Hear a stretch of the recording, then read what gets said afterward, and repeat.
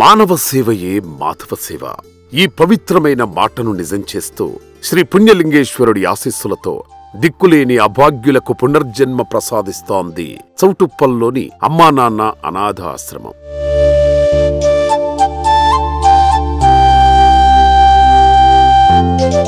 మనిషిలో మానవత్వాన్ని, దైవత్వంపై నమ్మకాన్ని పెంచేలా సేవాశ్రమంలో జీవిస్తున్న మరో అభాగ్యుడు సొంత గూటికి చేరాడు.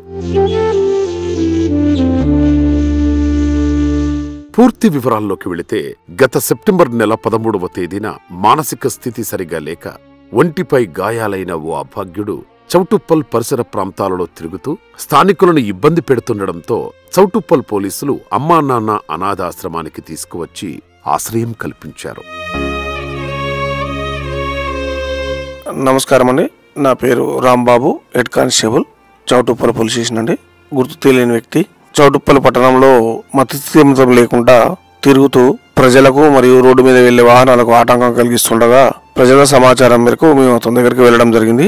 అతను అడ్రస్ అడగగా జార్ఖండ్ అని చెప్తున్నాడు. ఆ పేరు కూడా అనిల్ రావు అని చెప్తున్నాడు. అతను మతిస్థిమితం అనేది సరిగా లేదు కాబట్టి అతన్ని అమ్మా నాన్న ఆశ్రమానికి తీసుకురావడం జరిగింది. దురదృష్టవశాత్తు ఒంటి నిండా గాయాల పాలైన స్థితిలో ఆశ్రమానికి చేరిన ఈ వ్యక్తి జార్ఖండ్ రాష్ట్రానికి చెందినవాడు. పేరు అనిల్ రావు. శరణాగతి పొందిన వారికి ఆ దైవం తప్పక అండగా నిలుస్తాడు అనడానికి అనిల్ రావు జీవితమే నిదర్శనం. ఆశ్రమ సిబ్బంది అందించిన నిరంతర మెరుగైన వైద్యం, మానసిక ధైర్యం, ముఖ్యంగా పుణ్యక్షేత్రంలో అభాగ్యులు సొంత వారి చెంతకు చేరాలని రోజూ చేసే పూజల ప్రభావంతో 77 రోజులలోనే అతని మానసిక రుగ్మత పూర్తిగా నయమైంది.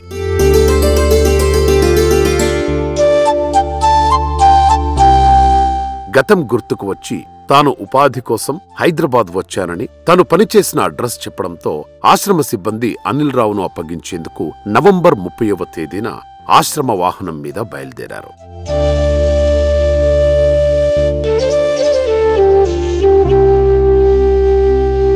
అనిల్ రావు చెప్పిన చిరునామా ప్రకారం హైదరాబాద్ నార్సింగికి తీసుకువెళ్లగా అక్కడ పరిసరాలను గుర్తుపట్టి తాను పనిచేసిన అడ్రస్ వద్దకు ఆశ్రమ సిబ్బందిని తీసుకువెళ్లాడు.